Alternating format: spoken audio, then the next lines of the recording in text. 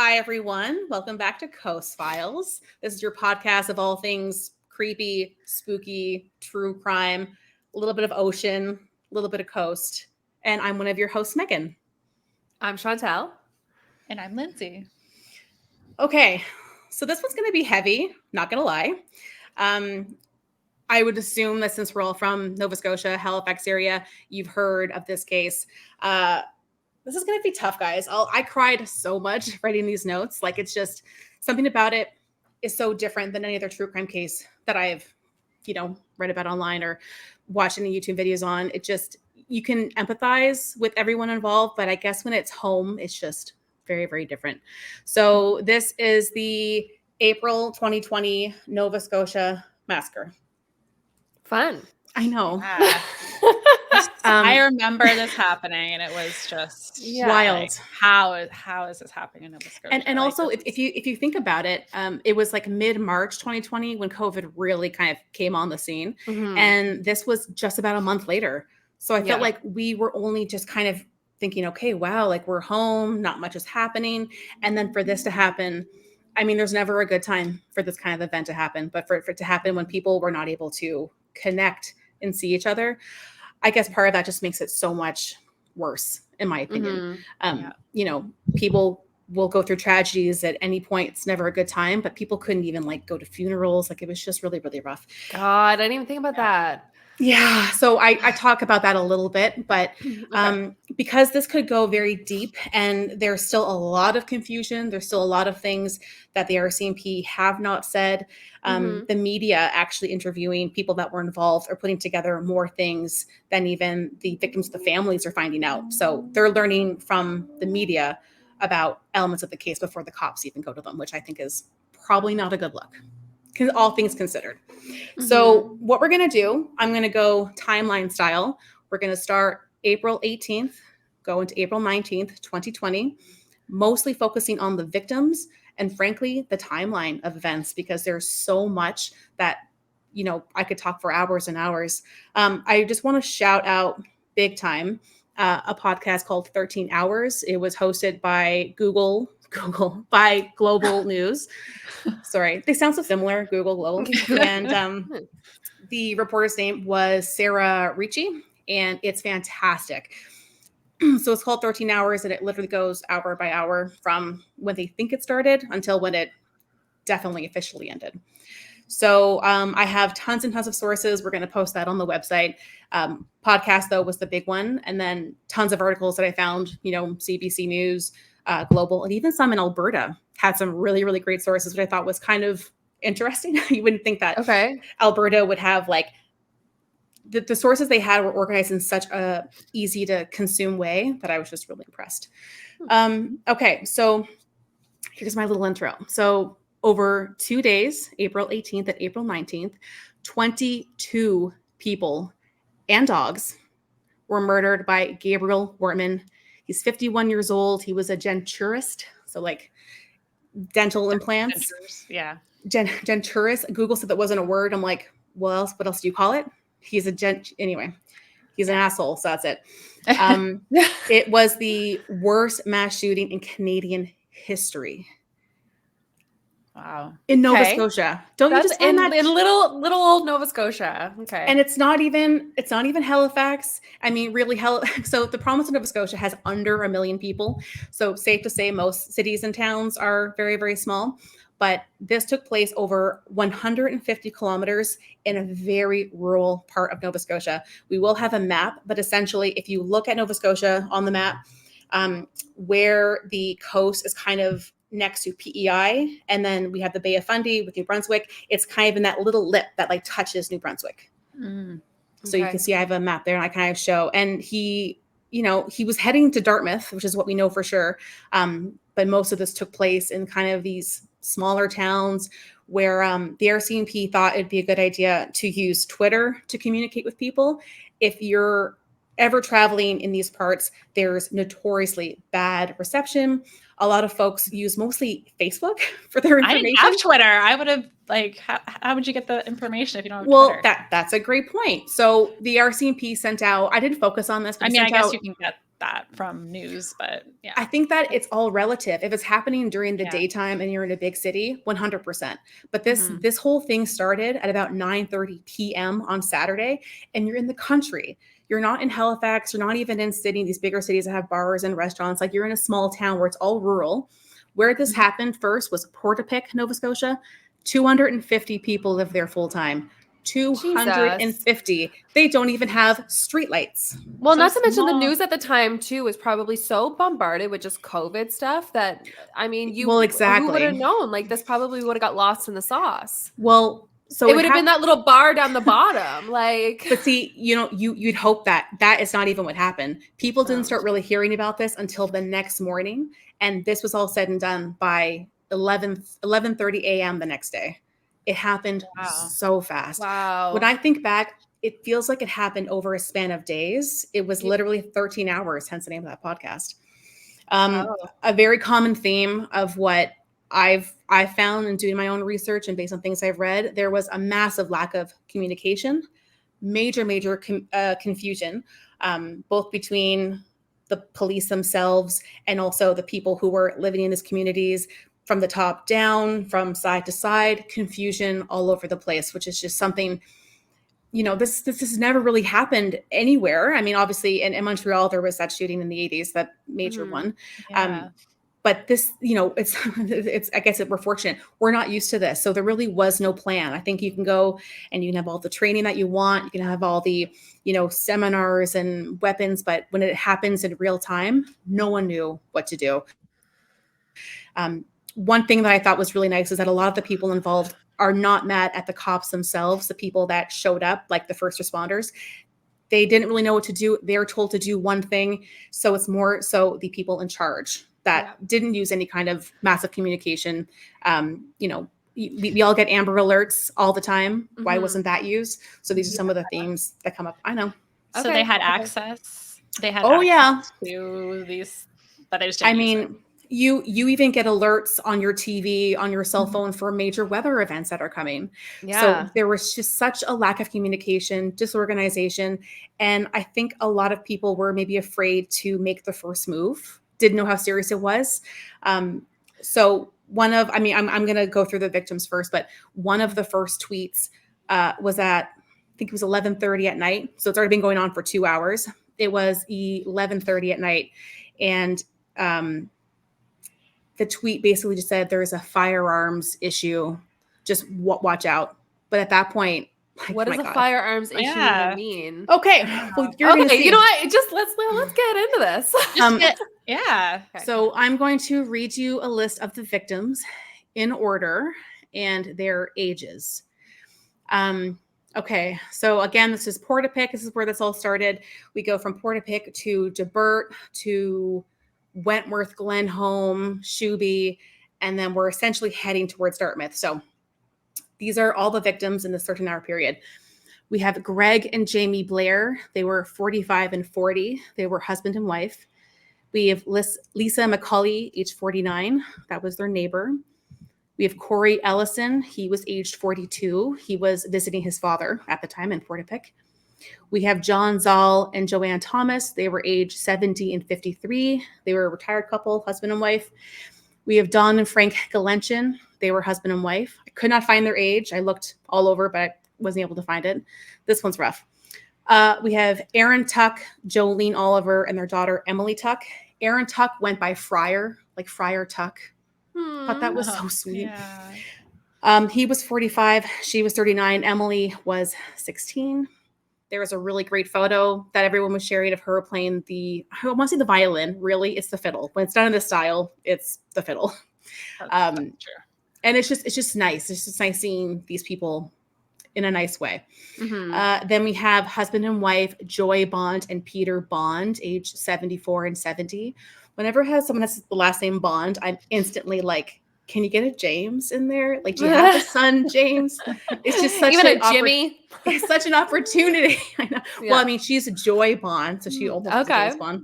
Okay. Yeah. Then we have Alana Jenkins, age 37, so young. Sean McLeod, age 44. They were husband and wife. Their neighbor, Tom Bagley, is age 70. I think I mentioned this later. He was actually a retired Navy veteran and a firefighter.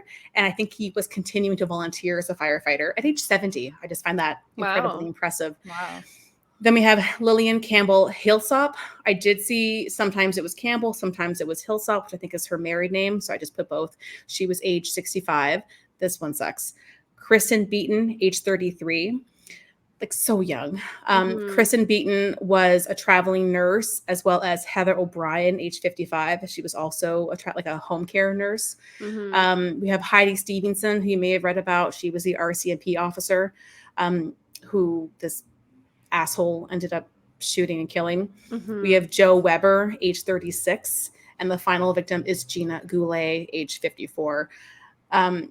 So I mean, I don't really want to give this guy a name. His name is Gabriel Wortman. I might call him Wortman because that's a terrible last name. So that feels fitting to call him that. I like it. Yeah. So I'm going to go through from day 1, Sunday, April 18th, day 2, Saturday, April 18th, and then Sunday, April 19th. Wortman did know, I would say maybe half of these people. There are some he knew as like an acquaintance, like he met. It's never clear how exactly. He worked with one, Gina Goulet, who was his final victim. They were both denturists, or whatever you want to call that phrase. And so, I mean, small world, like Halifax is very, very small. So they kind of were in the same circles.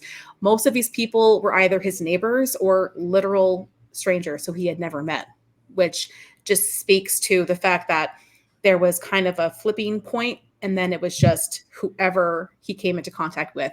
Some that I think were meant to be personal, he wasn't able to complete. But I think he had kind of started this path. And so at some point he just kind of went. And I think at a certain point, like you'll see as I go through, there really was no turning back. And it's essentially what you call a spree killing. You have nothing to live for, so you just forge ahead. And 22 victims for this asshole. Okay. Just took everybody as he went, eh? He's like, I'm going down, so is everybody else. It didn't matter who it was. Some of these were his friends, close neighbors he's known for years. He was living in Dartmouth. I know. So he's from Moncton originally, I believe, but he was living in Dartmouth, and this was his like a summer house. So and I've never even heard of it. Okay, good. So he's not a true Scotian, at least. Got it. Yeah. I mean, but he's like on the border, man. Like he's so close. Yeah. Okay. So, that's probably the first time I'm going to cry. Just keep a tally every time. Yeah. If you're a drinker, take a shot. If you're driving, don't do that. Take a sip of coffee, but here we go. So Saturday night, April 18th, as I've said, it's around 9:30 p.m. and a couple of neighbors are having drinks outside, social distancing. We've all been there. Patio drinks, backyard bonfire. It's a time. It's the best. I mentioned earlier Portapique, a small township. It's on an inlet on the Bay of Fundy. So Bay of Fundy is pretty big as it gets smaller and smaller and smaller. Portapique is kind of right at the top. And being in April, it's dark. There's no streetlights. It's cold. But it seemed like a normal night. No one, like there was no indication that anything like this was going to happen in a very, very short time. So it's not sure exactly what happened. They have spoken to his partner, whose name is Lisa, but it seems like, he had a bit of a temper. So, perhaps a joke was taken the wrong way. Perhaps Lisa, who, was a little more outgoing than him, maybe said something wrong, maybe was flirting. Who knows? You literally have no idea. Quote unquote. Well, he clearly didn't like it. Yeah. So at some point during the night, but kind of around 9:30, Gabriel Wortman and his longtime partner, Lisa Banfield, got in some kind of fight. It wasn't a normal scuff. He literally dragged her from the neighbor's house back to their place. Jesus. Oh my God. It's been found out after that he was a known abuser. He's been physically and verbally abusing Lisa for years. Okay. Something about this night, though, snapped. Set him off. He drove her back. So they called it his cottage. There are some photos if you want to look. The first photo I have here, it's not a cottage. It's like that's a chalet. It's like a log cabin mansion. That's very fancy. So I guess he's probably making a lot of dentures. Oh, he was a millionaire, and I'll get into where he put some of his money. Okay. So he literally guys, just hold on. Like you don't even know the half of this. I feel I learned more about researching this than I ever. There's so much, and it kept coming. And I think, like you mentioned, COVID, we're overwhelmed with COVID stuff, and you just weren't really absorbing it. Truthfully, I could not look into this case because, like, as you see, I get emotional. So I almost avoided it because it was a lot. Okay, so he aggressively pulled her back to their log cabin. A few of these places are very close together, so it's not like they walked miles and miles. It was around the block. So took her back to his house. He viciously attacked her. Cops could see bruises, cuts. She was like she had the shit kicked out of her, essentially. Lisa said to police that she just knew something was going to happen. She knew that this night was extremely different. One of the first indications is that he handcuffed her, put her in the back of his truck, their truck, I suppose, went into the garage, got cans of gasoline, and set his multi-million-dollar house on fire. Oh my God. So this one that I'm looking at, right? He just set it on fire. He set his house on fire. Wow. He also was a huge fan of just cops in general, RCMP. He had this love-hate relationship where he wanted to be one, but he hated them. I assume that he probably at some point, actually there in his yearbook, it said that he's most likely to become a police or an RCMP officer. So I think it was like this. He wanted that, was never going to have fascination. Started to resent it maybe. So he sets his multi-million-dollar house on fire. Meanwhile, Lisa is in the back seat of the truck, handcuffed. So like, what are you even thinking at that point?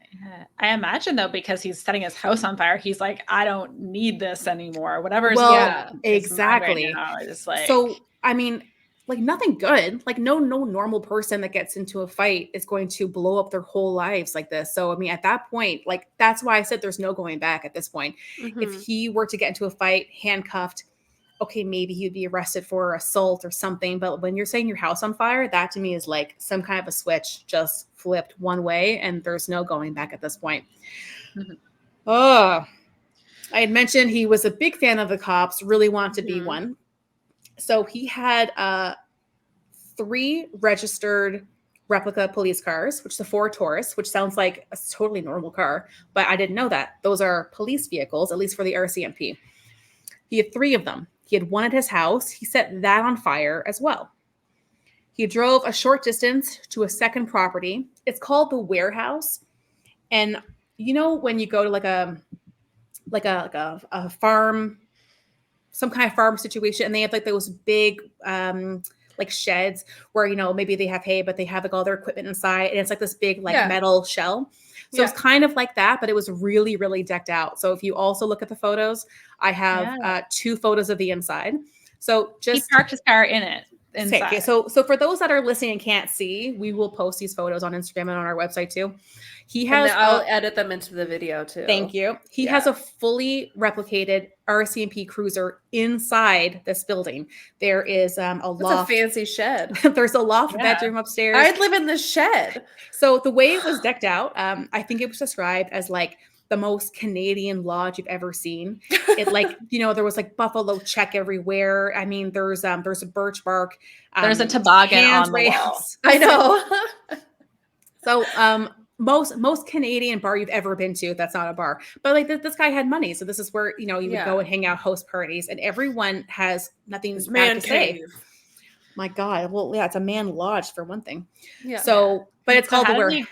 Did he deck this car out himself? Or did he? I'm going to get into that. I have a whole thing, but yes, he did. So it is not illegal to buy a decommissioned police vehicle. There are websites. They actually sell them, I think. 100% they sell them. Yeah. Now, what is illegal is to create decals, put lights on it, put a ram cage on it. You cannot impersonate an officer, and this is not new. This is not Canadian specific. You're not allowed to impersonate a police officer. So this car that I'm looking at is technically illegal. No, it is illegal. Yeah. So like he can own it, but what it looks like right now makes it illegal.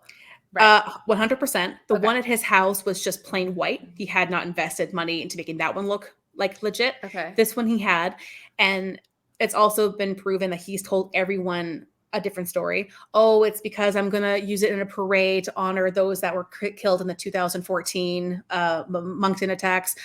Oh, I'm just going to use it for a movie that I'm filming. He had all these different reasons why. How ominous is it that he made reference to the Moncton attacks?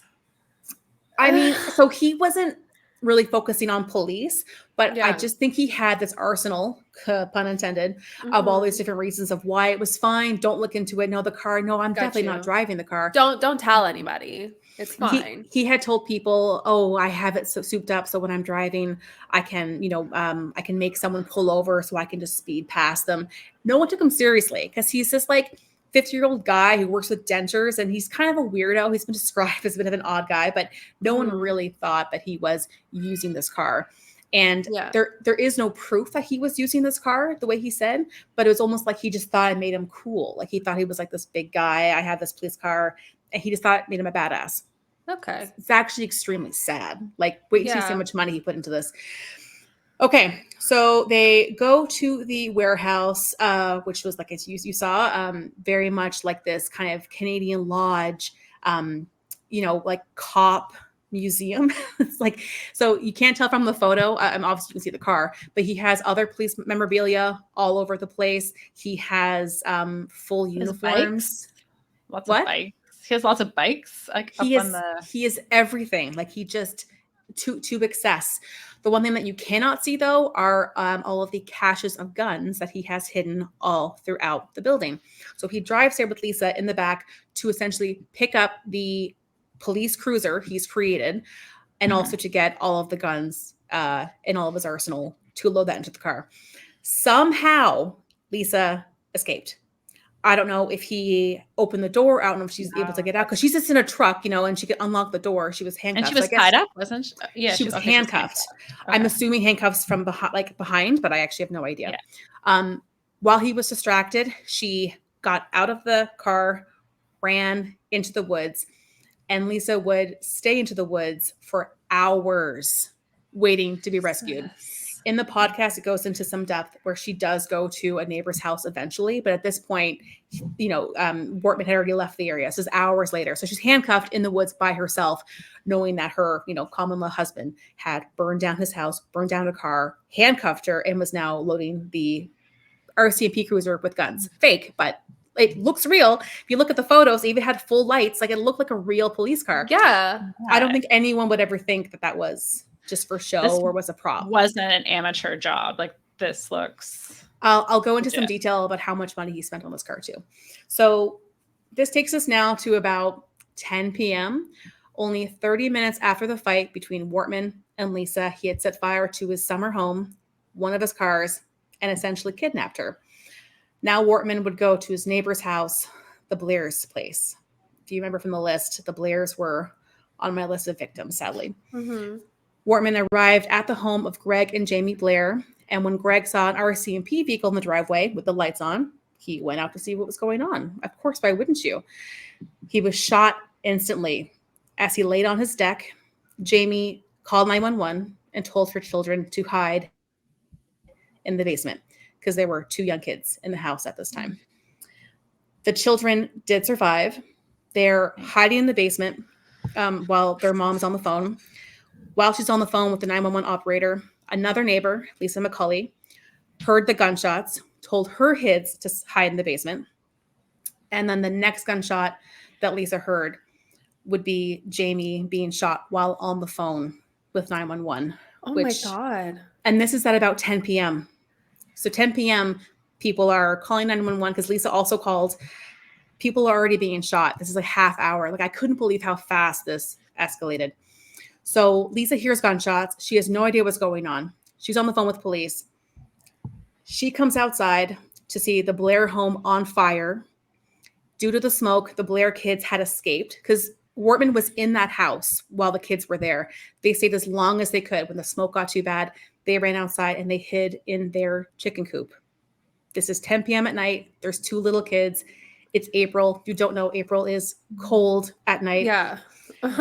I mean, I guess it's not winter, but it's still cold. No. Well, and it's something about too, just like that, like spring chill when you get to the night, it just like a switch just gets so cold. Yeah. Yeah. So Lisa is on the phone. She has no idea what's going on. I don't even think she's able to see that Greg has been shot, but she sees the house on fire. She goes outside, goes to help. She is also shot. So Lisa, Greg, and Jamie were neighbors and friends. Their kids all played together. I couldn't find if Wortman set Lisa's house on fire. I did find out that they actually had a little bit of a romantic thing going on. While Wortman and his partner, Lisa, were together for a very long time. I think I read somewhere it's like over 10 years. Some people didn't even know that he had a girlfriend or had a wife or had a common law partner. People didn't even know that. So he kept, it seems very like very, or very separate, right? When he's out in the country. So Lisa and him did have something going on, but I think she ended it pretty soon, thinking like he's kind of a weird guy. And he was getting jealous of her. Meanwhile, he had a wife essentially. So I found that out after doing my research. That's neither here nor there, but the fact that now he's killed neighbors that he knows, he's killed a romantic partner that he had. During this chaos though, sorry, I lost my place because this is just like a lot. Yeah. So the kids were friends and they would play together all the time. Somehow after Lisa was killed, the Macaulay kids also called 911. Ended up getting outside. They met up with the Blair kids and they all hid together. They were on the phone with 911 for 2 hours while they hid. The operator did not hang up for 2 hours. Okay, they just couldn't find them. Is that the... I'll get to it. Okay. At this point, the cops were heading here, but for 2 hours they let these kids hide in the dark in a chicken coop while their parents were murdered. And at least one house was on fire. I don't know about the Macaulay house. I can assume, but I don't want to do that. But I know for sure the Blair house was set on fire. So just to kind of recap, 911 calls are made at about 10 p.m. from both houses. Jamie Blair on the phone said it looked like an RCMP officer was in her driveway. On the phone, she says, my husband's been shot by this person. So the 911 operator knows that, heard that, RCMP officer shot. So that has been recorded. Just remember this for later. That was around 10. 10:26, the first officer arrived on site, called for backup, saw the homes on fire, knew there was a gunman. They blocked what they thought was the only main road. It's a very, very small community. It kind of looks like, you kind of go in, do a little loop. Maybe there's one or two offshoots, but there's kind of one road in, one road out. So they blocked what they thought was the only exit. But they did not go... but backup was coming, but they didn't go to get the kids. They didn't go to check on anyone. They kind of just held the space. So this is about 10:30 now. More houses can be seen on fire from surrounding vantage points. So if you look at the map, it's like a little inlet, little cove. So people that are neighbors can see houses on fire. People from across the water can see houses on fire. And this is at 10:30 p.m. So this is still in Portapique? Portapeck, and yes, it is. Portapeck. So how many homes are on fire at this point? It's unclear. So Wortman's house for sure. I think his warehouse was not set on fire. I don't believe so. I could be wrong. The Blair house. So at this point, that was 2. So now it's implying that there was more. But let me tell you, they are so hush hush, and there's so much information that even the podcast I listened to that did 13 hours worth couldn't get into all the details because there's just so much. And it happened so fast. It happened like in like a sleeping cycle. It's just wild. Yeah. Not that you sleep for 13 hours, but you know what I'm saying? Yeah. So at this point now, we have more police on the scene. If they come across any residents, they shut it down. They say, go home, lock the doors, stay away. But there is no checking in. There is no going door to door. It's almost like they're paralyzed by like, I don't know what's happening. So we're just going to stand still. Was it partially because they knew at this point that someone was pretending to be a Nope. cop? So the cops had no idea about that, even though Jamie had said that on the phone to the 911 dispatcher. The cops do not know this. All they know is that there is a gunman and there's houses on fire, which, I mean, I can't even imagine what that would look like. So the person didn't even question why there was an RCMP vehicle there? So with Canadian law, you do not have access to 911 calls unless someone releases them. Like in the States, it's different. So we don't know exactly what was said, but we know now, I guess, because there was a massive inquiry that was done last year or in 2022. And we know from that call that Jamie clearly said, and there's more, like I'm going to go through, there's more people that say, I saw my neighbor, Gabe, in a police cruiser. He shot at me. So then we have at least two confirmed. One didn't know who it was. One said RCMP shot my husband. And then that person is murdered while on the phone with 911. Then we have a witness. Because you're in a small town, it's not that late. Like it's, 10:30, you could be awake. You see that there's fires. So like a classic Nova Scotian, I'd go for a walk, glass of wine, be like, what's going on? Yeah. So this couple, I'm not sure if I even bring it up because I want to kind of stick to the bullet points. But this couple gets in the car to go help. As they drive past a police cruiser, and they're like, oh, that was weird. They find more police cruisers and they say, go back to your house, go back to your house. They didn't know that they had passed Wortman at that time. They had no idea. Yeah, I remember something about that, about the whole confusion because of the fact that he was in this car. And it wasn't really communicated. There was another guy who was luckily not killed, but was driving past. Wortman stopped in the car and shot at his car, and he was injured. And then he tells police, my neighbor Gabe is driving an RCMP vehicle. He shot at me. So I just don't understand the disconnect. This is what I mean about communication, lack of it, confusion, because the car looks so freaking real. Like you would not even take a second guess, especially if you were already on the scene. Looking at that photo, like that's real. Like especially when the lights are on, I would never question that wasn't a real police car.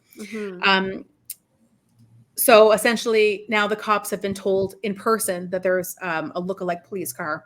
That is still not brought up until much, much later. We're only at 10:30 right now, by the way. This is only an hour after this all started. Okay.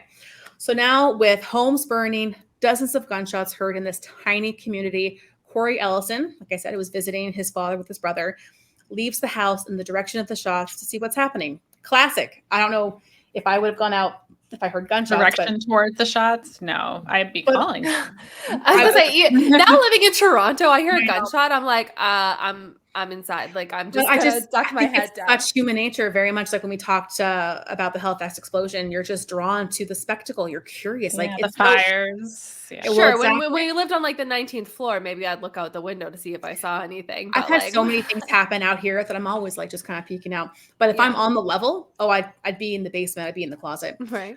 So Corey Ellison, this sweetheart, I think I mentioned he was 42. So he went outside to see if he could help, want to see what was going on.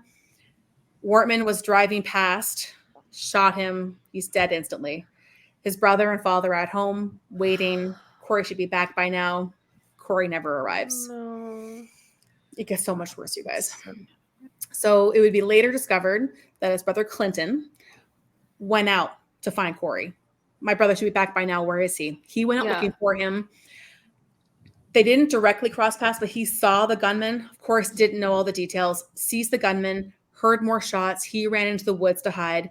He could see a flashlight behind him, like someone was running after him. So he's fucking terrified, of course. And he, doesn't know where his brother is. As he's running, he sees his brother dead. No. So he sees blood. As he goes up close, that's when he sees the gunman coming. He runs into the woods. He would be in the woods for 4 hours with like a t-shirt. So again, now we have kids. We have this man in the woods freezing. His father would call 911. And I did hear some of the 911 call because it was released. Someone anonymously gave it to a Halifax newspaper and they published it. And there's a lot of controversy on if they should have done that or not. Also, the Jamie and Greg call, that was also published. And I didn't listen to that. And the podcast host didn't want to play that one because obviously someone died while on the phone. It's horrendous. Yeah. So, but the father calling, apparently he was talking to dispatch and saying, my son went out, look for my other son. I don't know where they are. I guess Clinton was able to text his dad and say, like, I'm in the woods hiding, but I have to hide my phone. If he sees me, he's going to kill me. And then didn't turn his phone back on. So his dad knew one of his sons was alive, but they were trying to connect so that the RCMP could go and get him. 4 hours they left him. And he was so afraid. Cops were coming. The cops didn't know where they were, where the roads were. And it was dark, mind you, but they have lights and it was like the blind leading the blind. And he was terrified. They eventually got him, but he was so distrustful because he he didn't even know about the RCMP replica car, but he just didn't know, like, is this the gunman? Is this bad guy or good guy? The cops also think the gunman is hiding in wait. So they think, is that a good guy? Is that the gunman? So there's all this distrust and this fear that someone's lying in wait to pounce on you. That's terrifying. He did live. So his brother died, but he did live. He was picked up after about 4 hours. Yeah, with just, a little bit of trauma. That's all. Well, and you saw his dead brother, waiting. When you're going through your head during that time. Well, and you're in the woods and you have an idea of what's happening, and your elderly father is at home. What? So you can say, okay, Dad, go lock your doors, but like, what is that even going to do? If someone's motivated, they're going to get in. Yeah, they're going to get in, of course. Okay, so it gets better. Okay, so more neighbors, more neighbors nearby had their home set on fire. John Zoll, Joanne Thomas, they were retired. Their neighbors, Don and Frank Legend, had just celebrated Dawn's retirement. She was actually living in Ontario and commuting once a month to Nova Scotia because that's where they were going to retire, but she wasn't quite done. So I think she had been retired for about a year. Both their homes were set on fire. All 4 of them died inside their homes. Jesus. So some people he didn't even directly kill. He just lit their homes on fire and they died from correct the fire. Okay. It did not. I mean, he killed them, but you know what I mean. Yeah. I did not read if he broke in, tried to find them. That happened in some cases. Sometimes it did say clearly were shot. And then these ones, he said fire. So I think from what I've heard that they found bodies in the house. Maybe after everything determined without any evidence of. I mean, Wortman was the cause. That's for damn sure. Yeah. Also nearby were the Tuck family. So I actually thought this was so sweet. This is like a dream of mine. They were living off grid. They had just got power. They were literally living they had a house, but they were living with like solar panels and they collected water. And I'm just like, what a salt of the earth kind of family. They also were planning to move to Cape Breton, which I thought was like, oh. Interesting though, they were trying to sell their little plot of land, and then with that money they were going to move to Cape Breton, where I guess they were going to have more space or whatever it was. The setup was going to be better for them. They had an offer from Gabriel Wortman, who really lowballed them. That came into an argument, and I think that that's potentially one of the motives. At this point, he's just killing anyone he sees. But you're in a small town, you're like, oh, that guy, and yeah. So anyone. So I don't like him for some reason. Yeah. So if you cross my path, who knows? Maybe somebody didn't smile at him at a grocery store, and that's why he killed one of these people. You know what? They still don't really have a motive. They think that something happened where he probably was bubbling up, and that one fight with his partner it was like a domino effect. So he visited the Tuck family and just destroyed a whole family in one night. They weren't even found until days later. Days. Also nearby, they didn't even know where to look. I'm going to go through this a little bit, but people are talking on Facebook. They're messaging family. People aren't getting back, and they don't know what's happening. There was one, I think it was actually the Bonds. I'm going to talk about them next. Their son didn't know for 5 days what had happened to them, and he's calling, and the cops are giving him nothing. It's just and it's the spree's been over. At this point, I mean, it just shows how underprepared, not that anyone prepares for a 22-person spree shooting, but just how underprepared they were and the lack of communication. And it's just, everyone's looking at everyone else, who's going to be in charge here. So Joy and Peter Bond live nearby. They were married for 43 years. And I find this so cute. They retired to Portapique from Chester. Chester is so cute. That's where you want to retire. They retired from the big city of Chester. To Portapique. And Joy is going to be us in 40 years. She loved lighthouses, bagpipes, and collecting spoons. You know, those little everyone's grandmother has. Yeah, my grandma has those. It's such a British. I used to use when I was a kid. I would be for my ice cream or something. Oh, whenever I'm eating ice cream, I get the small spoon because it lasts longer. Yeah, of course. So also just small spoons feel better. They made me feel like I'm a little dainty. Anyway. So at this point, police had wrongly assumed that Wortman had left the area at around 10:30, but for 20 more minutes, he had killed those 5 people. So they're hanging back thinking he's already gone. They're assuming he's gone. Some thought that maybe he had killed himself because it kind of sounds like an ending type of thing. You burn your house down, you do all this crazy stuff, you kill your neighbor. So likely he was, dead at a house. But no. So in those 20 minutes, he killed the Tuck family and the Bond family. So what had happened is that a nearby town, DeBert, it's kind of like there's this industrial park, kind of like Bears Lake Business Park. Like there's some spots that are businesses, but some are more like industrial or shipping, manufacturing. So these big lots, big warehouses, big parking lots, and this is Saturday night, so like there's no one there. So around 11:12 p.m., a witness may have seen him leaving the area of Portapique through a flat blueberry field, which that sounds so sweet. I hate that it's used in like a getaway. Drives over this field to connect to this kind of like off-road, kind of a dirt road. But from there, he can connect to the highway and drives to DeBert, where he spends a couple hours asleep in a parking lot. He leaves behind a pair of boots, a holster, and a bunch of empty shell casings. At 11:32, this is the first tweet. This is 2 hours later, which I know seems like it's very, very quick, but 2 hours later, RCMP tweets, #RCMPNS is responding to a firearms complaint in the Portapique area. 11:30 at night in rural Nova Scotia, on Twitter, mind you, only on Twitter. The public is asked to avoid the area and stay in their homes with doors locked at this time. That was like an exact time that we should be using an Amber Alert. Emergency response to your phone. They tweet it. They tweet it. And listen, Twitter is awesome, but Twitter is like, oh yeah, and don't forget to do Twitter. Twitter's not the first. Are we allowed to still say Twitter right now? It's always going to be Twitter for me. I'm not going to say X.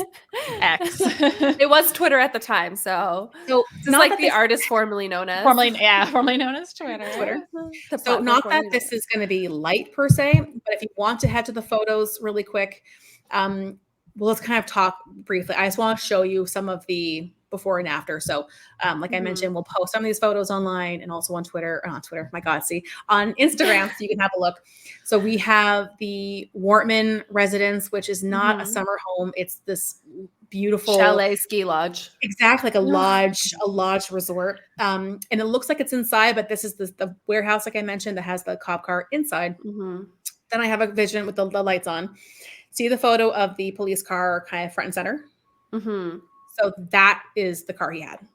And then the other one on the other side, his like regular one, the white one that he had that wasn't decked out? Okay. So he had one, I think he had two in Dartmouth that were just white plain. One of them was not registered. The other three were. And then he burned down one of them at his house. So he had one that he had invested money into, which I'm going to talk about in a second. Are you going to get to how he was able to even acquire these type of... That's my very next point. Oh. And unfortunately, it's incredibly easy. So of course it is. Crazy to me, like no. This is very illegal, but very easy. All you need is money and internet access. Sorry, my hair is being crazy right now. Okay. It's okay. So we're going to talk a little bit more about kind of what he had, because when someone thinks, they're impersonating a police officer, sometimes it's as easy as just putting on certain lights on your car and then just kind of like exuding that confidence. And people like, women especially will get in very tricky spots because they think that it's a real cop car. But he did everything where you would be silly to think that he wasn't a police officer. So here's what he had. He had 3 decommissioned police cars. These are white Ford Tauruses, which I had no idea that that's what they were. That seems like such a basic car. I mentioned a 4th car was found, but it was not registered. So, I mean, like, it's illegal on top of illegal. One car, the car that he ended up using that I've shown you photos of, had all of the decals recreated to look like an exact real RCMP vehicle, had a light bar on top, which worked. It had a ram cage. He had dozens of guns, ammo, and other weapons hidden in his warehouse, some of which had a laser sight. So Clinton did say that when he was hiding in the woods, he could see the laser sight. And he was like, that's like a worst nightmare, I'm telling you. That's out of a horror movie. Yeah. Big time. It's kind of like The Purge meets like Funny Games, sort of. He also had at least one legit, like not fake, legit RCMP uniform that likely was given to him by his retired RCMP officer uncle. So, but that's okay, because if you don't have an uncle that's a retired police officer, you can just buy it online. Oh, okay. Because I mean, cops, although they make a lot more money, people buy them. Well, I mean, it's a costume to you, but it's a real uniform. You're buying them from real police officers that want to just make some cash. Oh, so it's not even like a costume that looks like, I know. It's actually a uniform. They should be illegal to sell them. They should have to return them when they're no longer an RCMP officer. Is no one keeping track of when you're issued gear? Like, wow, so-and-so, you had 18 uniforms? Like, you think that should have to be issued like a gun is issued if it's something that is so illegal for the average public to have? Because what happens even if like you got robbed or got burgled, like, and people just stole your shit? When you have to like report that, very much like you said, very much like a weapon, you can buy it online. And of course he could probably buy costumes, because with all the right things together, they do look real. That's the whole point, right? To look like a real cop. But this was a real uniform. Even like you said, an undercover cop cars exist. They have like the little light they can just stick on if they need to. Yeah, so, he was not trying to be undercover at all. He was trying to be like, this looks, the fact that he went to this effort to look very legitimate. Well, I'm going to tell you how much she spent. So I mentioned briefly that he had just police memorabilia kind of all over the place. He spent $33,000 on those cars. Now, keep in mind, most of that money was funneled into that one car. He put all of his eggs in one basket, more or less. So that's the car that he. That's the total he spent on all the cars. Because some of the cars you could get for about $10,000, like through these like auction websites. But 33 in total to make this one car look as just real on as this possible. one car. So that's not. Is that including the price of the car? I believe so. Buy it. Okay. Still though, that's still a lot, because if the car say you're right, it's like 10. And a car for fun, like, no, guys, I'm not going to use, because you're not allowed to drive it. Yeah. Oh, yeah. I'm not. And I think that when they sell those decommissioned cars, they must have to do something, because like they're able to go faster. They take off the speed decal. Well, Wortman just added the decals back on. He added the ram cage, the lights, like nothing about that car looked fake. I just add this line in because I thought that it just describes him pretty well. So Greg Blair, who was the first victim, I mean, I guess technically Lisa, but the first murdered victim, described him as a bit of a weirdo. Like, trust your gut, Greg. You were totally right. Others described him as paranoid, a psychopath, a sociopath, an abuser, and very intelligent. So like all the boxes are checked. Yeah. Did he also hurt cats when he was young? Like, oh God, I didn't even get into that. I freaking hope not. Although, I mean, he killed 22 people, so I'm sure this is not his first time with violence. Like I mentioned, he was an abuser, and he the whole time he's with Lisa, it was not good. I'm going to talk about the police response. Just keep in mind, we're only at the end of day one. I just want to take a little bit of a break in the middle. So when it comes to a response from the RCMP, let's remember that the entire province has about 1 million people, not even. So while very likely the RCMP and other police have training, I don't think anything could have prepared them for this. And in such a small town where people are coming from all over to help, like it's not in a metropolitan area, it's very, very rural. I just don't think that there was any way that they could be prepared. I don't think whatever they did would have been the appropriate response. Like I think they were set up to fail because things were not in place to give them any kind of direction. There was no checklist of where to start, of who to contact, of what to do. So it was a lot of chickens with their heads cut off, it seems like. The biggest problem was certainly communication with each other, the higher ups, within the RCMP, like talking to your, fellow officers, and then just to the people themselves. There was often incorrect communication given out. Earlier victims certainly could have had a chance, had some kind of mass alert gone out on their phones, on TV. Maybe you're watching a local channel. Something could have happened to warn people, but instead they sent out one tweet 2 hours after 13 people had been killed. Not a fan. Not to mention that there has been so many 911 calls. I did say, sorry, that did say that they're. Go ahead. Oh, sorry. I was going to say, even if they're not prepared for a massacre, do you think they're prepared for some type of communication? Or, hey, let people know about X, Y, Z. There's nothing? No, and most people were getting information from Facebook. People who lived in the area were making posts, and people were asking, do you know so-and-so? Are they okay? Like, that's how most information was coming, not from anything official, from freaking Facebook, and not even from like RCMP online. It was from people that lived in the neighborhood that said, my neighbor's house is on fire. Just FYI. Just FYI. So up until at least 2021, families of the victims were still learning about case updates and details from the media, not from police directly, as they had been promised. I find that just disgusting. Until 2021, you said? Yeah, they were still learning from like local news, CBC, and they'd be like, pardon me, and they would call whatever detective that they were talking to, and then we're getting stonewalled. I have another quote down here I think I get into.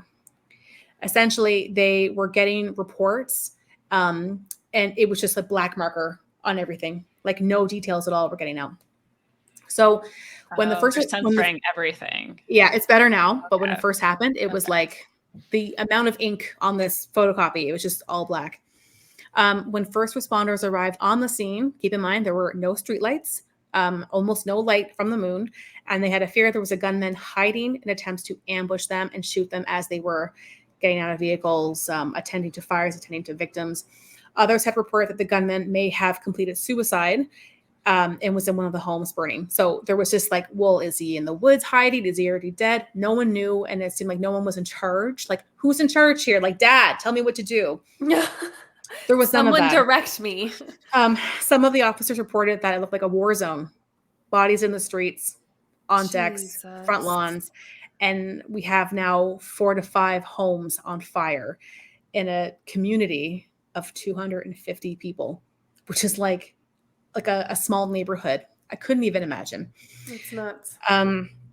Police even held back ambulances in fear that when they were going to administer first aid, that the gunman would then attack. So you have first responders just waiting. Houses are burning down. We have children hiding with their parents dead. Their houses are on fire. They're in a chicken coop. We have people in the woods hiding. Lisa's in the woods hiding for hours. So for 2 to 4 hours, the RCMP sat in their cars, afraid the gunman was lying in wait, preventing emergency services to those that could have needed it. Not necessarily would it have saved someone, but you could have got the kids out. We had Clinton, who saw his murdered brother. We had Lisa, who was likely still handcuffed, who had so much information. Had they got to her, she would have said, my partner, Gabriel, did this, did that, is going to go do this. Like, valuable information, time wasted. So, and then I just had mentioned too that using Twitter was such a poor choice. This is rural Nova Scotia. You may have poor service, if anything. The average age of Nova Scotia in general is like almost 60 years old. And the more rural you go, the older they get. So using Twitter, like Lindsay, you didn't even have Twitter until recently. I just think that all of these together was like the perfect storm of just a disaster. Mm-hmm. For sure. And this is day 1. So there's more to come. And so there's all this information that they have. They're telling no one. No one knows what's happening. It hadn't broken yet, like to the bigger. Well, the first tweet was at 11:30 p.m. on Saturday. So, I mean, who's going to see this? And it started at 9:30, you said, right? It started at 9:30. Yeah. So I'm not saying that they could have, tweeted sooner. The tweet is the problem. No. Yeah, it's, and the timing of it and yeah. So now we're going to get into Sunday, April 19th. 1:07 a.m., while the province slept, the RCMP internally finally put out a bolo for Gabriel Wortman. 1:07 is the first time they say, oh, by the way, it's Gabriel Wortman. He's armed and dangerous. Even though somebody has already said to them, my neighbor, Gabe. Yeah. I saw Gabe in the cop car and he shot at me. And they're like, damn, that's crazy. The information has been available. Like, and don't forget, also on the phone too, Jamie had said there's an RCMP office. Like, there were so many little breadcrumbs that they could have put something together. Whose house is on fire? Oh, wow, Gabe. Yeah, I know he has a replica police cruiser. Oh, it's missing. Like, I just don't understand. But then again, like I said, they were not going through the neighborhood. They were afraid. They were blocking off the one main road. They just sat in their cars and they literally let these houses burn, waiting, I guess, until it was safer for them. Like, I would be afraid too. But if you're a police officer, isn't that part of it? Listen, you are the one that had to save everybody else. So you kind of got to put yourself in a position of maybe not being that safe. And you can bring up for this shit. Backup. You can show up there with, a vest on. One person, many. So it's scary for sure. It's really scary. I can't imagine, but I'm not a cop. I didn't sign up for that. And if I had children in my house and there was people being shot outside, I would hope that they would come and help me when they could. And I think people were murdered while they sat back and waited because no one knew what to do next. And then it was also scary working in long-term care during COVID. But guess what? We had to do it. Because that's your job. I understand wanting information going into a situation, but sometimes you don't have that. And I know. And obviously, no one wants to be the first one to kind of go, but it's just there were people on the phone with 911 operators saying that, it's been 2 hours. My house is on fire. I think my parents are dead, or I'm in the woods. And I just feel like there was such an inaction. It's just, it's a little bit hard to understand what the thought process was. Yeah. Yeah. Aren't those operators, like, the police forces are receiving that, the RCMP is receiving that information. Some were, and it did, but it was just so slow. It was so slow. Like, Clinton was in the woods for 4 hours. And his dad was saying, yeah, my son's there. He says he's there and he's waiting. And there was just one call that I listened to where, the cops are not on the right road. And it's just like a clusterfuck. But let's get back to Gabriel. So he has been sleeping in a parking lot. And at about 6:35 a.m., he had driven from DeBert to Wentworth, Nova Scotia. And he arrived at the home of Alana Jenkins and Sean McLeod. Now, Sean McLeod was a correctional officer, and they're not sure if they knew each other. I think that I had read that there was some kind of acquaintance situation that maybe they crossed paths, because Wortman was really into anything RCMP and police and criminology. So they may have known each other somehow. 6:35, he arrives. This is so rough. So he shoots the couple, but he also kills their black lab and their chocolate lab. Aww. Which is like, why? Why? Like, anyway. I mean, maybe the dogs were attacking him to defend their owners. I mean, I would hope they were. I would hope. I hope that they fucking ripped his arm off. They did not. So this is so weird. So he spent about 3 hours at that house. Have no idea what he was doing. He really had to poop. Fuck, I hope that he shit himself. So 6:35 a.m. is when they are very positive that the couple was murdered, because Sean had 2 daughters from a previous marriage, and they had plans to get together. And the daughter had, or they were going to meet up later, but she had called or texted like 7 a.m, being like, hey, FYI, this guy's around, be careful, and didn't hear back. And it was hours later and didn't hear back. And so she started to get worried. So she knows that he would have responded had he got the text. So they think that he was killed pretty quick. So he is at the McLeod and Jenkins residence for about 3 hours. Classic Wortman, sets it on fire. I don't understand what his thing is with fire, but he set every house he's been into on fire before he leaves. I'm sure he didn't want to be a firefighter? And he has some kind of like complex, I don't know. Right. So at about 8:50 a.m., fire is well and good. He's about ready to leave when their neighbor, Tom Bagley, if you recall, is a retired Navy vet, and the firefighter rushes over to help. These are his friends and his neighbors. Tom is shot instantly in the driveway, trying to help his neighbors. Sad. And he was 70, you said? He was 70 years old. Oh. So this man is braver than anyone else working the case. Right? I know he was a retired firefighter, but like retired. He's 70 and he runs towards to help. Like you want a neighbor like that.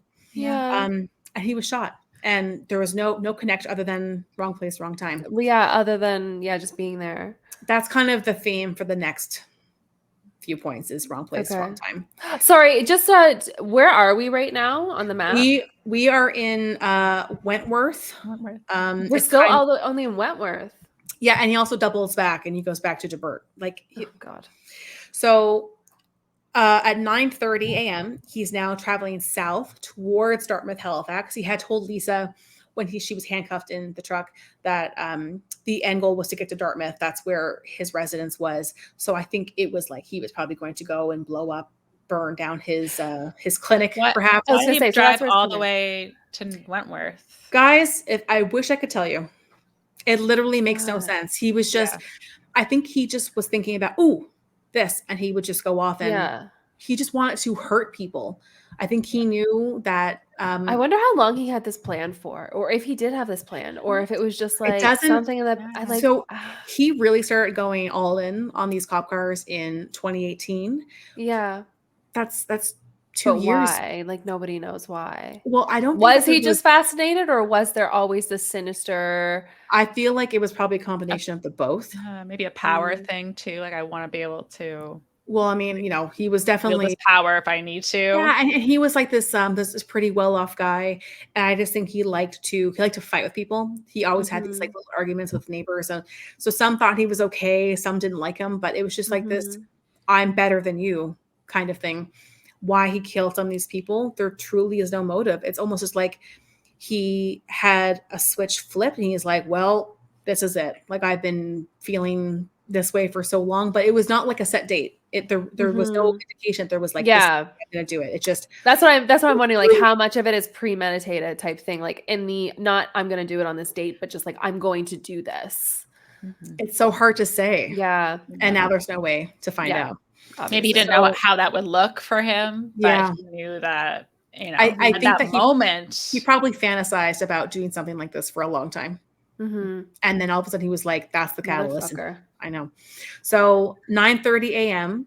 he's now traveling south, like I said, towards Dartmouth, Halifax. He saw Lillian Campbell Hillsop, age 65, out for a walk. Turned his car around, shot her. What the fuck? So COVID, walks were my jam. It gives me chills. And I imagine my mom goes down to the track and does walks. She was just going out for a walk that for her mental health, get some fresh air. It's 9:30 in the morning on Sunday. And he sees a woman, turns around. There was no connection whatsoever. That to me is the scariest thing. Like you could just be just doing you have no idea who this man is. You're just living your life and she's killed instantly for no reason at all. That was at 9:30. 10 a.m. He's passing through Debert. Like I said, he kind of doubled back. So he's in Debert, but now he's heading south towards like Halifax area. So he's passing through Debert. And you guys are familiar on the, highways in Nova Scotia, especially. There's, big gravel pullout sometimes. Could be like for trucks, could be for transport. But, it's not like a parking lot, but it's like a little gravel side ramp that maybe you're parking for your car's broken down, whatever. So this is the weirdest thing. We had 2 home care nurses that were driving in the opposite direction. So we had Kristen in front, they're all driving in the same direction. Kristen's in front, Gabe is in behind, and then we have Heather who's in behind. So they're kind of like sandwiched. Kristen is a traveling home care nurse, so she is making home visits. She pulls over to take a short break, text her husband. Wortman pulled in behind her, or pulled next to her rather, shot her. She had just found out that she was pregnant with her second child. Oh. She was 33 years old. Jesus. Like, anyway, I can't even get into it. No, can't. So now there was no connection, but Heather O'Brien was also like a in-home care healthcare provider. She had also pulled in behind on the phone talking with a friend, and she said on the phone to her friend, I think I heard a gunshot. And then Gabriel backed up to her car and then shot her while she was on the phone with her friend. So all these people are just following the law and not trying to use their phone while driving. Which is like Jesus. And there's no connection whatsoever. It's like this is. And this you is, think it's like he's still in the RCMP car, right? At this point.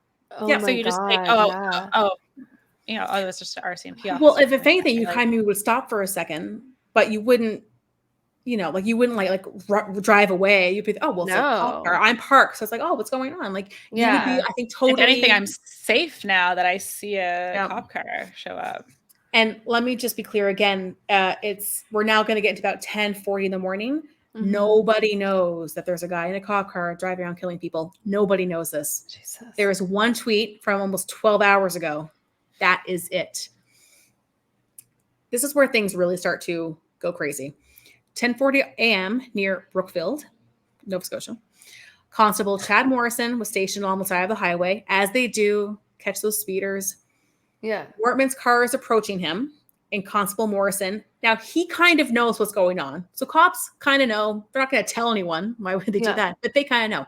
So he gets on his radio and he says, hey, who's coming towards me? Constable Heidi Stevenson was heading towards him.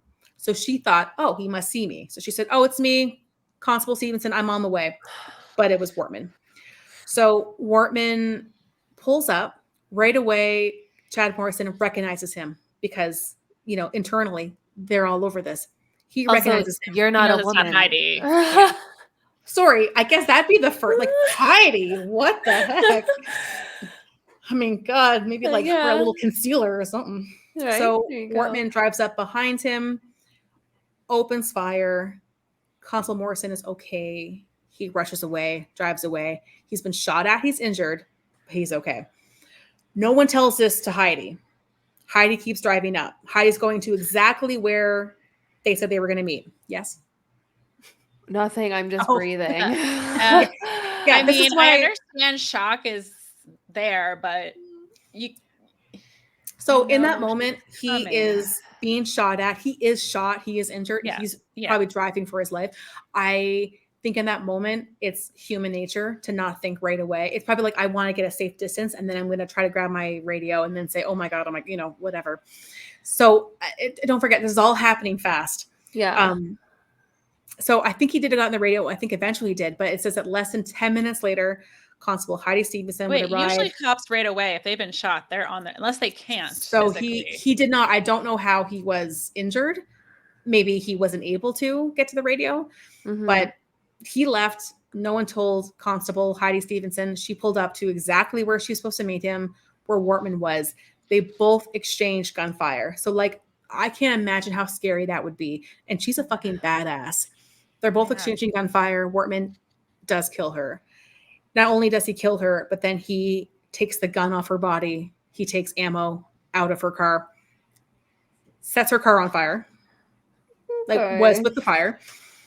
Meanwhile, 5 minutes later, not even. The nerve of him to even do that is just blows my mind. I don't know if he thinks at this point, he can't think when this is done and I go back to there is no after this. He must know that this is going to end badly. He's operating on some other. So I don't understand with the fires. There's no evidence you're going to get rid of. You probably don't expect to be around much longer. So I don't get the fires and the time it would take to set a fire on a car. I don't think cars are very flammable. I know. I was thinking that. I was just, anyways, they're not. It's not like in the movies, but I was thinking that too. I'm like, man, this is so little time, and he's doing all these killings, and he's also lighting all these fires. Maybe he has an accelerant with him. He did have gasoline from before. It doesn't say, but I think at this point, we can't get on his level, how he's thinking. No, does not make sense. Again, wrong place, wrong time. Joey Weber, I believe he was 36, follower of 4. Driving past, sees a cop car, 2 cop cars, mind you, in a crash. He stops to help. So he is forced into the back of Wortman's police car, shot, killed. Then he sets his car on fire as well. So now these are both cars on fire. Jesus. He hops into Joey Weber's car, loads all of his guns in the back. It's a gray hatchback. This is at 10:55. So like in less than 10 minutes, he shot at one cop, killed another cop, killed a passerby, set 2 cars on fire. Like, make it make sense. He gets in Joey Weber's car, drives off towards the home of Gina Goulet, who I think I'd mentioned earlier was also into the same field of dentures. And he's on purpose heading to her house. Now, we know that he knew her, and we know that he knew where she lived because like very, very often small businesses, there's kind of like this home/home business thing where her dental clinic is in the front and she like lives in the back or upstairs. So it's all one building. Yeah. Gina's daughter told her mother, Gina's daughter would tell police that her mother was told by a colleague. So Gina's colleague said, Gina, lock your doors, hide. Gabriel is the one going around. He knows you. He knows where you live. So she did that. She went into I would leave. Well, I guess at this point, it's all happening so fast now. Don't forget, no one's heard about this now. There was an alert earlier this morning, but it was very low key. But it's just things were happening so slow that you kind of got the information as it was happening. So Gina goes into her ensuite bathroom, locks the door and hides. Gabriel breaks down the door, shoots, and kills her in her house. So to have that much energy to go against someone who you just, I don't know if it's anything deeper, but just none of this is making sense to me. It's just like he just has to kill people. Like there's really almost no rhyme or reason. Yeah. So he shockingly doesn't set that on fire. I know we're all very surprised that he does not, but he does steal her car. So now he's changed cars again. So he had the replica cop car, the gray hatchback. Now he's in a red Mazda 3, which is like not very inconspicuous. It's a red car, but anyway. Yeah.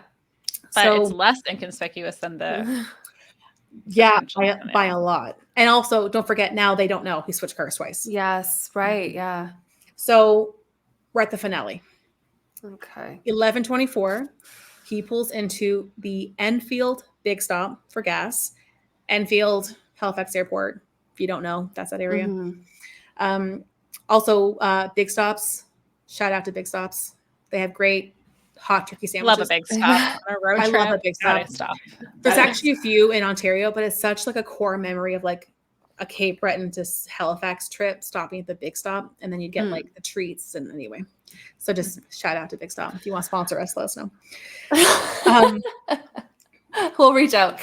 Yeah, we'll have our people reach out. I'll talk to their PR because they're probably going to be all over this. That's how fast it happens. So 11:24, he pulls in. It says literally 30 seconds later, Constable Craig Hubley and Constable Ben McLeod, such a Cape Breton name, McLeod. McLeod. Oh. Sorry, not Cape Breton, Nova Scotia too. Arrived on scene. They recognize Wortman right away. So within 30 seconds, they pull in. They're like, that's him. Everyone pulls their weapons. There's a shootout at a gas station in Enfield. Who would have thought? Like, this just seems like a movie. At 11:27, so that's less than 3 minutes, the cops had been shooting at him, Wortman shooting at them. Wortman is shot and killed. Now, it does say that Wortman also shot himself. So they're saying that they killed him. It's like a chicken egg situation. I don't know if they had shot him so many times, he had just enough energy to take the coward's way out. Exactly. Yeah. I think regardless, he was going to be dead. But the piece of shit was like, not on my watch. And whatever. He was going to be dead regardless. He didn't want to speak for his actions, clearly. No, but like, I mean, I think this was always. Nor had he ever planned to speak. I think he was going to go. He was going to go for as long as he could. This is, not to make light of it, but it's such a Nova Scotian quote. So I have not seen this. There is a video that someone took. They were, I guess, near the area. They videotaped. How old am I?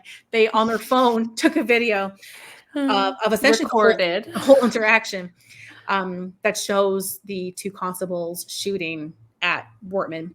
And this is the quote from the video that it was like one little bit of light at the end of crying for like however many weeks I've been reading this. Yeah. So I'm not going to do my Nova Scotia accent. So just like put it in, but aren't you always doing your Nova Scotia Well, really, like mine's not even that bad anymore.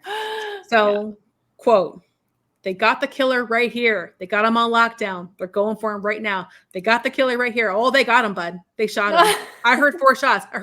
Bud. There he is. They got him. So that is so Scotian. That is very bad. Yeah. But I'm shocked there wasn't like, oh yeah. Oh. And like, that's just so sincerely how they talked. He wasn't trying to make light of it. It's just like, oh yeah, but they got him. Oh, they got him. And like, my God, I'm just so like 22 is more than enough, but he was only getting closer to big cities. And I don't even want to know what would have happened. And he's been picking up ammo on the way from looting. It's like, I mean, like picking up, but like he literally had an arsenal. Like I think he could have gone. Oh, I didn't even mention he had changed his clothes already. Like, I don't know what his plan was. He had lost his car. He had lost his RCMP uniform. He had lost his goddamn mind. That happened way before. That for sure. But just, I don't know where this was going. It wasn't going to be good, but he wasn't going to stop until he was killed. It's just like that part is clear. So crazy. In conclusion, here are some little details. In 13 hours, Gabriel Wortman traveled over 150 kilometers, killing neighbors, friends, co-workers, and strangers. And he attempted to kill many others. I couldn't even get into all people he attempted to kill, just FYI. There was also more chaos, which I didn't get into, where undercover RCMP officers were shooting at other officers and firefighters because they matched the description of Wortman. And those people hid in their fire hall for hours. Bullet holes can still be seen at monuments outside from where there was friendly fire. So that's just how nuts this was. And the cops never got in trouble. They shot and they go, and then they just left. The officers haven't even been named. Okay. When the case reports were first published, there were over 20,000 redactions. My God. So just don't even submit it. Like I don't. CBC reporter Elizabeth McMillan wrote, quote, "There has been considerable focus on why the RCMP didn't send out a public alert to warn people about an active shooter. We believe the public should know what information police had in this case, and in the event, protocol changes need to be made for the next tragedy." It just sucks that you have to do this after it's already happened. CBC reporters Catherine Tunney and Haley Ryan wrote in a March 2023 article, quote, "An inquiry into the mass shooting has delivered a scathing report denouncing the RCMP for failing to warn community members of the danger they were in, depriving them of potentially life-saving information." That is the biggest, the hardest part about this whole case is knowing that something could have just been done and especially for all of those on Sunday. Yeah. Because the next day when the cops had been there within what I think was 10:30, the first people arrived. So within an hour of everything initiating, they were on scene and 5 more people were killed that night when they were there. Right. And then all of Sunday. And this was 11:30, right? That they had the 911 call. No, 10:30. 10:30. And 11:30 was the tweet that said there's a firearms incident. And we're talking PM the night before. Yeah. Who did put out the tweet? The RCMP did.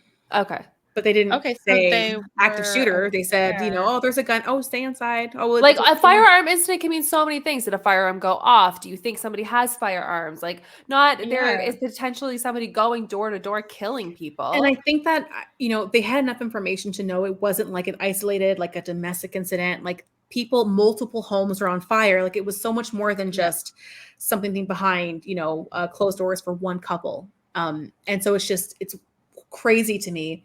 If anything, make a huge stink. Make people upset that you woke them up and you blew up their phone to say, be careful. You can never give too much information and look at what happened. You don't know if that would have changed something, but now we'll never know because they did nothing. Yeah. I'd rather be panicking for no reason than exactly not panicking for a good reason. So in the article, they go on to say the report took aim at the RCMP's response to the crisis on almost every level. It called out a lack of preparation, a lack of communication, and a lack of leadership, which, at that time, almost 2 years after the events, there was little to no change within the RCMP's critical response procedures. Oh, perfect. So, they haven't done anything about this either, really.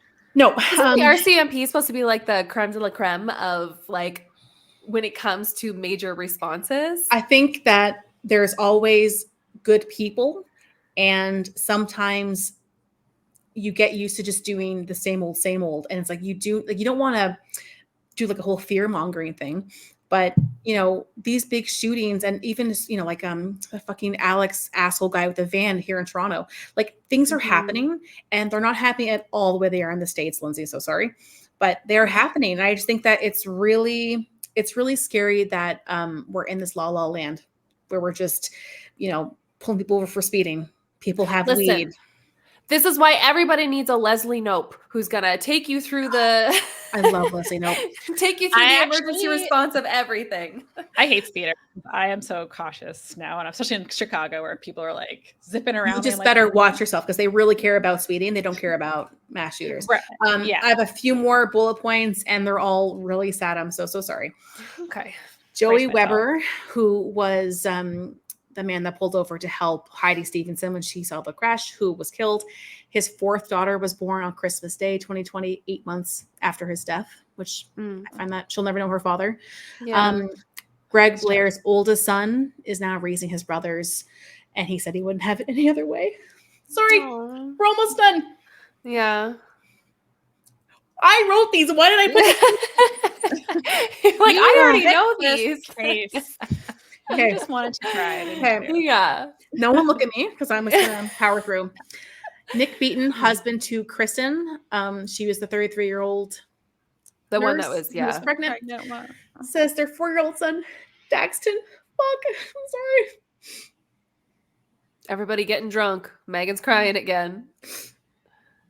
I'm definitely going to do a ghost story next time. Yeah. His 4-year-old son Daxton reminds him so much of his wife, especially when he bursts into the bathroom, opening the door, letting all the cold air in when he's getting a shower. I hate that. He said on the podcast that his wife, because she was a nurse, so they worked crazy hours, would like want to talk with him. So she'd open the door just to chit chat. He'd be like, "God damn, close the door!" Like letting all that steam out. And his little son doesn't even realize, and so he's like, "It used to annoy me, but now it's like he, but now it's a nice kind of connection."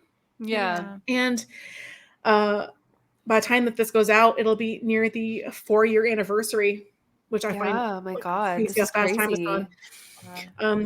A lot of the families just try to remember their loved ones the way they lived, not the way they died.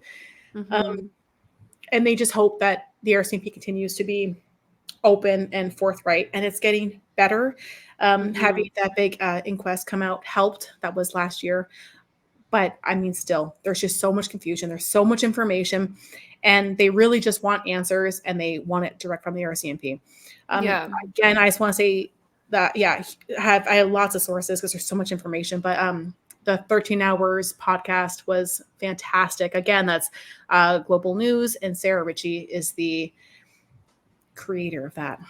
And that is the super upbeat story of the 2020 Nova Scotia Massacre. I remember at this time, that's when the whole Nova Scotia Strong. I was gonna wear that. I was gonna wear that T-shirt, but I wear it so much it's in the wash. Yeah.